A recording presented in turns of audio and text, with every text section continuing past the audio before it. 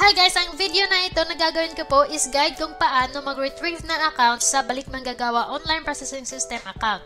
So halimbawa po nakalimutan niyo po yung password ninyo or tama naman yung email address at saka password ninyo pero nag-i-invalid pa rin siya.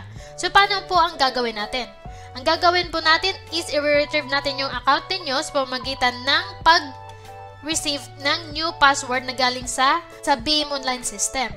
So first step, i-click natin yung forgot password. Tapos, enter natin yung email address na ginamit natin. I-click natin yung I am not a robot.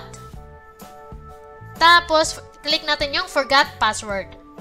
So, processing na siya. Makikita natin na may notification, password reset instruction has been sent to your Gmail account. So, just go to your inbox and then check. Ayan na, ito na yung new password. Ika-copy lang natin yung new password. Ito siya. Tapos, balik tayo sa site. Ilalagay natin yung ating email address at saka yung new password, ipipaste natin. Tapos, click login. Ayan na. So, after mo maklik yung login, dito makikita natin yung new password at saka confirm new password. So, ilalagay natin yung new password. Importante po na maalala natin yung password na ilalagay natin. Kasi, ito, importante kasi ito. Pwede itong lifetime habang OFW kang nagtatrabaho abroad. Ito pa rin yung account na gagamitin mo.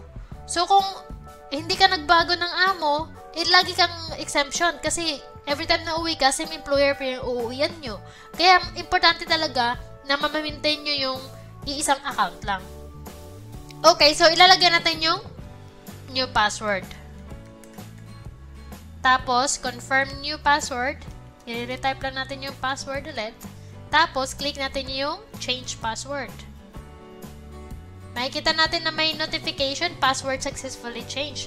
Kaya, ayun, change na siya. Pag-click mo sa my profile, andun na yun. Okay, so, sana makatulong sa inyo yung video na ito. At kung may marami pa kayong tanong, kung nahirapan kayo, pwede kayong mag-comment below or mag-directly email sa akin. Tutulungan ko pa kayo kung paano. So, maraming salamat! God bless!